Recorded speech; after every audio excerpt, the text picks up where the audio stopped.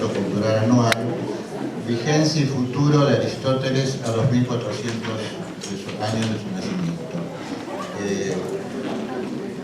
Quedamos con el licenciado Jerry Brignone, director de la Cátedra Libre de Estudios Griegos de la Universidad de Buenos Aires, quien va a coordinar la reunión. Muchas gracias. Bueno, muchas gracias, buen día. Gracias, doctor Goldenberg, a la cuarta cátedra de Medicina, y al doctor Yerwani también, que en este momento no se haya presente por otro compromiso, por esta invitación y por la oportunidad de seguir compartiendo aquí lo que tanto nos mueve a los oradores de hoy, que es el interés y el entusiasmo y el amor por Grecia. Los cuatro somos miembros de Cariátide, Asociación Argentina de Cultura Helénica, que es una asociación de filohelenos, es decir, de amantes de la cultura griega, conformada por intelectuales y artistas de diversas extracciones, pero que compartimos ese interés. Es una asociación que tiene 38 años de antigüedad y que cada año, desde que fue creada, cerca del 28 de octubre, hacemos una ceremonia en homenaje a Grecia por una fecha patria griega, en la cual no me voy a extender, pero voy a aludir a ella, que es el día del Oji. Oji quiere decir no, es el día del no, se llama así, esa es la fecha patria. Que nos parece algo muy importante, no solo por nuestro interés por Grecia, sino también por la trascendencia que tiene para la cultura universal lo que pasó ese 28 de octubre de 1941 durante la Segunda Guerra Mundial en Grecia. Y hace 2400 años también en Grecia pasó algo muy importante, que es que nació uno de los sujetos que más ha determinado nuestras categorías de concepción de la realidad, que es Aristóteles, y a eso va a dedicarse el acto de este año, que es el de hoy, de Elogi, el día del Elogi, la ceremonia que hacemos en honor a Grecia siempre. De acuerdo que antes de Aristóteles estuvo Platón y antes otros filósofos sin duda, y que Platón es tan o más importante que Aristóteles, pero Aristóteles es el primer filósofo que ha sistematizado el pensamiento, o ha intentado, perdón, sistematizar el pensamiento filosófico, dando lugar a lo que hoy llamamos filosofía con, como dije antes, las categorías que nosotros aplicamos a ella. Y él inventa, por llamarlo así, la noción de historia de la filosofía, y con eso la filosofía física y metafísica, y justamente esas dos categorías son las que hoy no vamos a relevar. Nos vamos a dedicar, porque son las especialidades de los tres oradores, a otro aspecto del pensamiento de Aristóteles, que es el aspecto pragmático social, es decir, el político, el ético y el estético. Los tres oradores, además de ser, como dije, miembros de Cariátide, comparten, y de compartir, por supuesto, este entusiasmo y amor a Grecia, el hecho de haber indagado mucho, y mucho tiempo investigado, en el área específica del cual hoy van a compartir lo que van a compartir.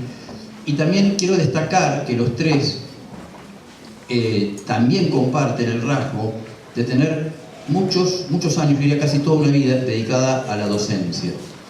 Por lo cual, esta exposición breve de unos, qué sé yo, 15 minutos cada uno más o menos, sobre estos tres aspectos de Aristóteles, la política, la ética y la estética, creo que vamos a tener la garantía de que van a estar como muy, dados de un modo muy interesante por toda experiencia, esta larga experiencia de los oradores en cuanto a transmitir conocimientos de un modo claro, iniciático y crítico al mismo tiempo, producto de sus investigaciones. La primera exposición va a estar a cargo del licenciado Igor Andruskiewicz, que es el presidente de Cariátide y que es licenciado en periodismo e investigador en historia, filosofía, política internacional y, bueno, y sobre todo en ensayo. Pero también quiero destacar que ha dedicado toda su vida a estudiarlo específicamente a Aristóteles, del cual ya ha compartido varias conferencias con Cariátide en estos últimos 30 años más o menos. Luego el profesor Carlos Bustos, que nos acompaña desde hace 15 años también conferenciando en nuestros ciclos de conferencias gratuitas, profesor de filosofía por la Universidad de Buenos Aires y docente en esa universidad, así como en la Universidad de Lomas de Zamora, nos va a hablar, como dije, de estética, y la profesora Nora Llamo, profesora en letras por la Universidad de El Salvador y docente también en temas de literatura griega moderna o de literatura griega antigua en la modernidad en la Universidad de Buenos Aires. Va a hablarnos de la estética y más puntualmente de ese libro por el cual se cometieron tantos asesinatos en la ficción de El nombre de la rosa, es decir, la poética. Bueno, muchas gracias. Los dejo entonces con nuestro primer orador, Igor Andruskiewicz. Buen día. Este año se cumplen 2400 años desde el nacimiento de Aristóteles. ¿Quién era Aristóteles? Yo creo que es una de las 2 o 3 figuras más conocidas de la historia de la civilización humana y de la historia de Grecia y de la historia de filosofía. Él nació en el norte de Grecia, en Macedonia, que demuestra entre paréntesis que Macedonia es parte de Grecia, aunque después estudió en Atenas y después fue preceptor de Alejandro Magno. Nosotros tenemos que siempre ubicarnos cuando estudiamos o analizamos alguna figura o algún acontecimiento, tenemos que ubicarnos un poco en las circunstancias del hecho, circunstancias históricas, geográficas, culturales y psicológicas. Geográficamente Grecia no era lo que es hoy. Grecia también era lo que es hoy, también toda la costa de Asia Menor, lo que es hoy Turquía, la norte de Siria y también todo el sur de Italia actual y toda prácticamente Sicilia, menos un pedacito que pertenecía a Cartago. Así que Grecia era un mundo, no era un estado. Grecia podríamos compararla con América Latina. Nosotros decimos América Latina es una unidad cultural, psicológica, en cierto sentido también económica, pero son diferentes estados, pero es lo mismo. Yo cuando me encuentro con un mexicano en Estados Unidos, para mí es casi paisano porque no es yanqui, es latinoamericano.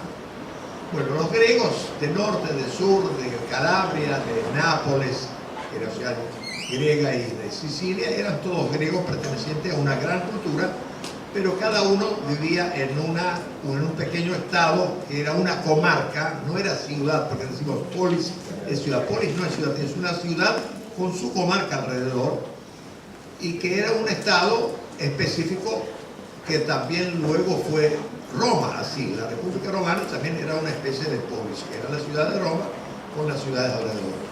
Bueno, él nació en Estagira, en una ciudad de Macedonia, en el año 384 a.C., así que son 2400 años ahora. Él después, cuando ya llegó a ser joven, 25, 20 y pico de años, fue a Atenas a estudiar en la escuela de Platón y estudió 20 años. La escuela de Platón se llamaba Academia porque se hizo en un terreno, un edificio que pertenecía a un tal Academos que la donó. En aquel entonces las escuelas filosóficas no eran estatales ni municipales, sino que alguien donaba algo y la gente se juntaba y se estudiaba por estudiar. No se daban diploma ni tampoco se pagaba, pero se dedicaba a esto con gran entusiasmo. Y la otra característica era que todos los estudios estaban englobados de lo que ellos llamaban filosofía, o sea, amor a la sabiduría. Filo, esto es amor, en español decimos afilar, viene de ahí, y sofía es sabiduría. Y filósofos eran hombres no sabios, eran amantes de sabiduría. Ellos decían, nosotros no somos sabios porque esto sería un orgullo. Pero esta filosofía no era lo que hoy nosotros entendemos como filosofía, sino abarcaba también muchas ciencias, sobre todo astronomía, matemática, política, sociología, ética. No abarcaba medicina. Medicina era siempre aparte, pero se exigía de los médicos que sean también un poco filósofos. En las escuelas hay muchos, en la historia de la filosofía griega hay muchos temas dedicados a la medicina. Aristóteles menos, pero Platón, por ejemplo, él tiene muchos pasajes en sus libros sobre medicina. Inclusive él se atreve cuál es la edad normal para un ser humano si vive bien. Y díjese, o 70 años, y después unas páginas más adelante dice, yo me equivoqué, se puede extender a 80. Fíjese usted, esto lo escribió hace 2500 años. Bueno, el primer filósofo era Tales de Mileto, que vivía en Asia Menor unos 150 años antes de Aristóteles. Él se dedicaba a la astronomía, y él se hizo, y la gente se reía de él, que un filósofo sabe ganar plata, y él como astrónomo y meteorólogo, previno que va a haber una sequía, compró toda la mercadería de campo y después vino la sequía, después la vendió al doble y dijo, esto es para mi escuela. Así que un filósofo puede ganar plata si quiere, pero no le interesa. Bueno, Aristóteles estudió en la Academia de Platón, que es una universidad privada de él, 20 años, en la entrada de la cual decía, el que no conoce matemáticas no debe entrar aquí. Así que para estudiar cualquier otra cosa hay que conocer matemáticas. Pero Aristóteles se impregnó con los estudios que él hizo en esta Academia de Platón, pero Platón era un hombre que se interesaba sobre las generalidades, porque se decía que la ciencia puede estudiar solo generalidades. Por ejemplo, la ciencia de las ruedas puede estudiar las generalidades de la rueda, que es una cosa redonda, que gira, etcétera, que puede tener un eje, pero no puede estudiar particularidades. Esto es el problema de las artesanías y de las técnicas. Y más o menos Aristóteles seguía esta tendencia, pero con el tiempo él se fue distanciando de algunas cosas de Platón y después se dedicó mucho más a las cosas de ciencia. Aristóteles es conocido que él estudió zoología, botánica, también astronomía. Platón se dedicaba mucho al estudio de la pedagogía. Ahora, mi tema hoy es político, Aristóteles es político. Sobre la política, la ciencia política como tal nace prácticamente con Platón, con el maestro de Aristóteles, y luego se desarrolla y adquiere, digamos, un estado máximo justo con Aristóteles. Platón estaba obsesionado con un solo tema: cómo lograr un estado óptimo. Después él vio que óptimo no se puede lograr y dice, por lo menos bueno. Y todas sus obras están dedicadas a esto. Yo quiero decir dos palabras de Platón porque si no se entiende Aristóteles después, tampoco. Y él toda la vida escribió esto. Y él escribió una obra capital sobre política que se llama Politea, o sea, República, en traducción de Cicerón, donde él describe todas las cualidades que debe tener un Estado y un político. Después él va a asesorar a unos reyesuelos griegos en Sicilia y se desilusiona y escribe cartas de Sicilia a Grecia, de Grecia a Sicilia, y en una carta, que es la carta séptima, él escribe a un amigo en Atenas desde Sicilia y le explica cómo tiene que ser un Estado, cómo tiene que ser la política y cómo tiene que ser un político.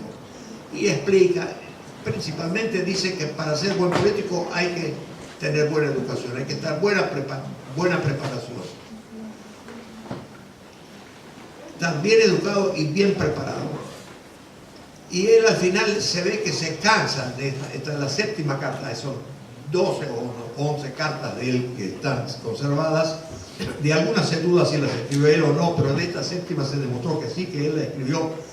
Y se ve que él después se cansa de escribir tanto, explicando cómo tiene que ser un político, y al final se cansa y dice, mirá, le escribe a su amigo, dos cosas son necesarias. El político debe ser decente y competente. Lo demás que yo te escribí sobra, si es decente y si es competente. Poca cosa pidió. Pero Aristóteles no, él tiene otro enfoque, tiene la misma meta pero otro enfoque. Yo quiero terminar con Platón. Que Platón al final de su vida, ya cuando tenía más de 70 años, escribió el último libro que se llama Leyes, que es muy difícil de conseguir y no se enseña mucho tampoco en las facultades de filosofía, y yo al final cuando lo leí entendí por qué. Él habla de esto, que para dirigir a algo hay que estudiar primero. Acá cualquiera quiere dirigir de entrada. Él dice, para dirigir un estado, unas polis que eran 200, 300 mil habitantes o medio millón como era Atenas en su máximo esplendor, él dice, tiene que estudiar con la madre hasta edad de 7 años. De 7 años a 11, digamos lo que sería la escuela primaria, 4 años. Secundaria, 6 años. Da todo el programa de educación. Después 2 años servicio militar. Y a los 20 años si quiere ser gobernante, tiene que estudiar 10 años filosofía y todas las ciencias. Cuando cumple 30 años, tiene que ser ayudante de algún gobernante 20 años. Y cuando llega a 50, ya se puede postular por gobernante. Bueno, Aristóteles encara este mismo problema desde otro punto de vista.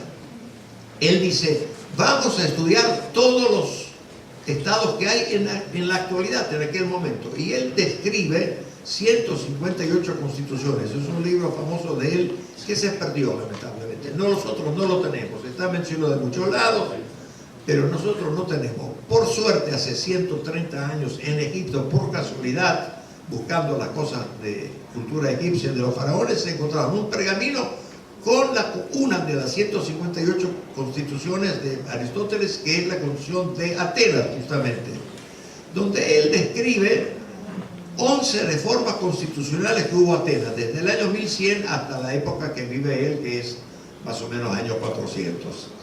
Así que en 700 años describe 11 constituciones. Dice muchas constituciones, bueno, pero Argentina en 2 siglos tenemos 4 constituciones, así que más o menos andaba igual. Bueno, y él estudia todas las constituciones.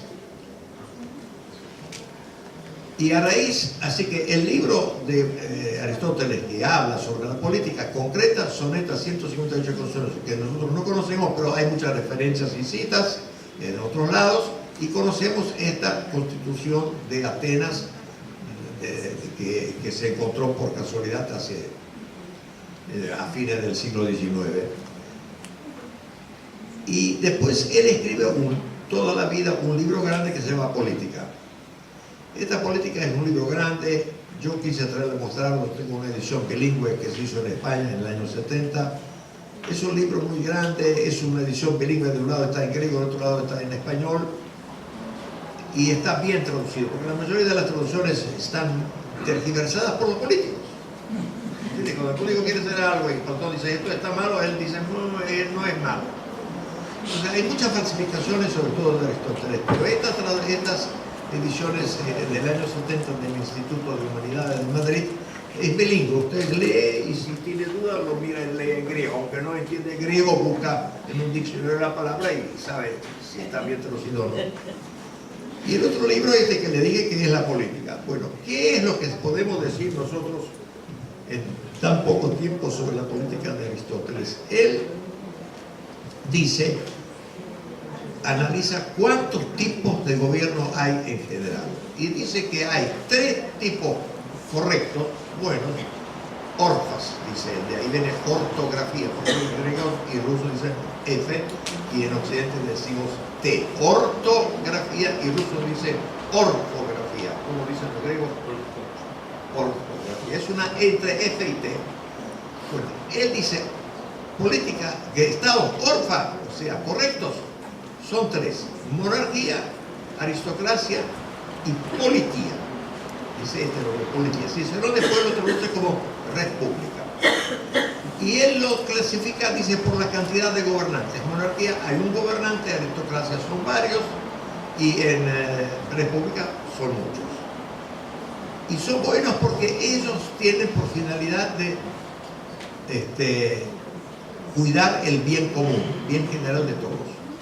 Si ellos no cuidan bien general de todos, por ejemplo un monarca no cuida bien general de todos, sino busca su propio bien y de lo que lo rodean, deja de ser monarca, es tirano.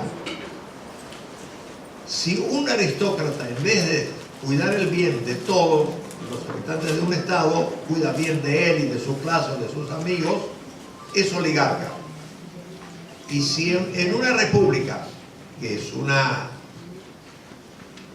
estructura estatal, política, poco sea más compleja, no buscan el bien de todos, sino de ellos, de la mayoría, pero descuidan a las minorías, se convierte en democracia. Así que democracia es una desvirtuación de la república, oligarquía es una desvirtuación de aristocracia y tiranía es una desvirtuación de monarquía. Pero él dice que hace una lista de 6. ¿Cuál es la mejor? Monarquía, aristocracia, república, democracia, oligarquía y tiranía, que es la peor. Pero él dice que esto es ideal, esto en teoría es una abstracción, ¿me entiendes? Como nosotros decimos, ¿cuál es para los médicos? Que hay varios tipos de cáncer, pero después en la vida real hay miles de variantes más concretas. Él habla de lo general. Él dice que es muy difícil lograr el sistema monárquico porque hay que tener un hombre muy bueno, muy preparado, muy competente y muy decente, como decía Platón. Y en la aristocracia también. Hay que encontrar 100 tipos competentes, es difícil. Entonces, Aristóteles dice que lo mejor es buscar regímenes no tan buenos, pero no tan malos, pero poner dos que se vayan teniendo a raya. Y él dice, el mejor régimen es aquel que garantiza mayor estabilidad durante el tiempo, digamos, la durabilidad de la estabilidad. En griego se llamaba esto stasia. Stasia es el mismo raíz del verbo estar. Estado estable. Una situación estable. Es lo mejor para la política. Que no haya cambios, revoluciones, golpes, etc. Y esto se logra cuando buenas no hay, pero los malos hay que tenerlos apartados. Lo peor es tiranía, dice, ni siquiera es un régimen político.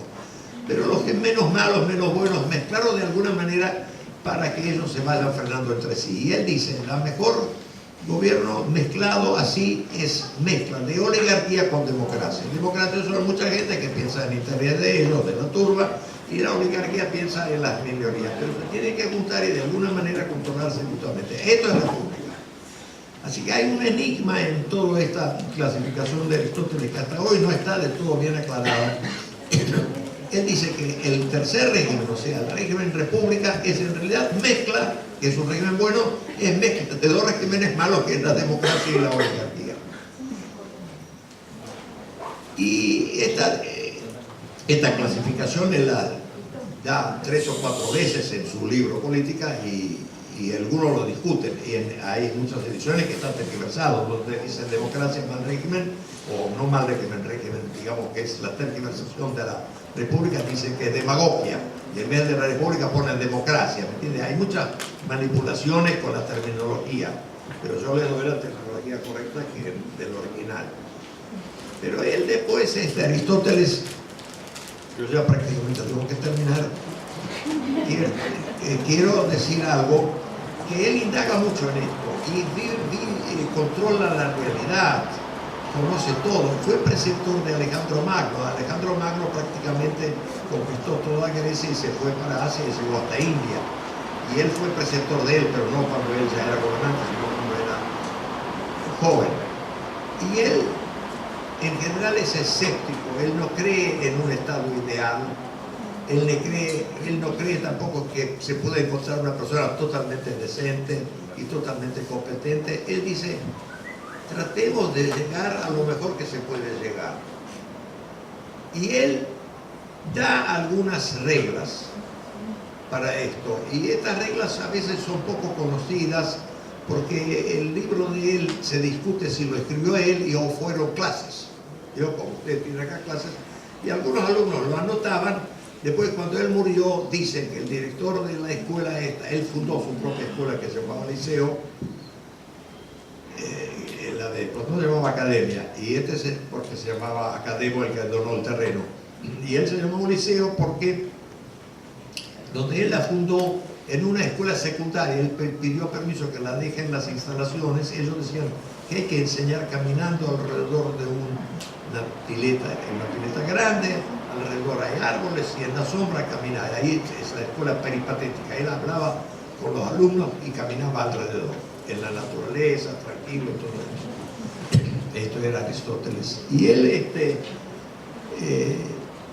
él daba clases, algunos lo notó, así que hay algunas dudas de lo que él es lo que él dijo, pero hay algunas cosas que no están claras. Pero hay unas cosas, yo estoy estudiando esto por otros motivos, este libro de política de Aristóteles del año 66, lo compré en el 66 y lo sé porque me fui primera vez a Uruguay, que me gustó, lo llevé a Uruguay y todo el mes estuve diciendo a Aristóteles y mi señora chillaba quería ir a la playa. Y desde aquel entonces lo sigo leyendo y lo leí ahora nuevamente y yo digo, ¿qué es lo que él quiso decir? ¿Cómo podemos arreglar nosotros para tener un Estado un poco mejor. Y al final yo lo encontré en un párrafo que está un poco nebuloso, pero yo se lo voy a decir y con esto cierro mi breve exposición. Él dice que el mejor régimen que es la república, él la llama politía, que también es una confusión politía, porque politía quiere decir, es un derivado de la palabra polis. Polis es un derivado de la palabra que hay en alemán folk, que viene folclore, quiere decir muchos, poli, ¿no? Polivalente, o sea, multivalente. Poli es multi. Y polis es una agrupación de mucha gente, lo dice también, de mucha gente y de muchos oficios. Entonces, politía es un régimen que rige en la polis, cual es constitución. Cualquier constitución es una politía. Pero él dice, hay una politía que es propiamente dicho constitución buena, que él llama este tercer régimen, y Cicerón lo traduce como república. Y es la única palabra de las 6 nombres que él da para los 6 tipos de gobierno. En griego nosotros lo de monarquía decimos monarquía, aristocracia, aristocracia, democracia, oligarquía, tiranía, todo esto es griego. La única palabra griega, politía, la traducimos a república, que es una palabra latina que quiere decir la causa común. Res pública, cosa pública. Pública tiene 2 sentidos. Que es pública, no es secreta, no está hecha debajo de la mesa o en la carpa del caudillo o en el comité, sino en plaza. Y segundo, que es de pueblo, la misma raíz de pueblo, es de todo, populus, no plebe. Hay un escritor romano que dice, nosotros somos pueblo, no somos plebe. Plebe es parte del pueblo, es aquella parte del pueblo que se llama plebe, pero hay otra parte que no es plebe, pero todos juntos forman pueblo. Bueno, y él dice que la buena politea es donde hay interés preservado y garantizado para todos. Pero dice, si llega a haber democracia, porque en aquel momento que vivía Aristóteles triunfó democracia en Atenas, si llega a triunfar democracia, quiere decir que es un gobierno de la mayoría, que no le da mucha bolilla a las minorías, en el mejor de los casos, él dice, está bien, siempre que no sea extrema. Él usa la palabra, la democracia no es muy buena, pero no es mala. Pero no tiene que ser extrema. Extrema es cuando no le da ninguna bolilla a ninguna minoría. Hay una mayoría, 70%, de los calles en la boca, nosotros hacemos lo que se nos da la gana. Y él da una fórmula con la que yo quiero terminar. Él dice, aún en una democracia, siempre que no sea extrema, se puede vivir bien si la legislación que rige la conducta y la vida de los ciudadanos y de no ciudadanos, de los extranjeros y también de los esclavos en aquel entonces, si el sistema que rige la vida de toda esta gente se rige por 2 clases de legislación. Unas son leyes y otras son decretos. Si hay una democracia con un gobierno de mayoría, emite decretos, que no son leyes, son decretos particulares de las cosas particulares. Pero cuando hay una ley que es obligatoria para todos, que es obligatoria para la mayoría y para la minoría, para los que gobiernan y para la oposición, estas leyes tienen que tener consenso de todos. Y él dice kafol. Ahora en Grecia me explica nuestro secretario general de Cariátide que dice kafolo de ninguna manera, pero kafolo era según todos. Kata olor, kata según olor, por ejemplo. Según Mateo, el Evangelio según Mateo, el griego se dice kata Mateos. Kata olor, olor todos.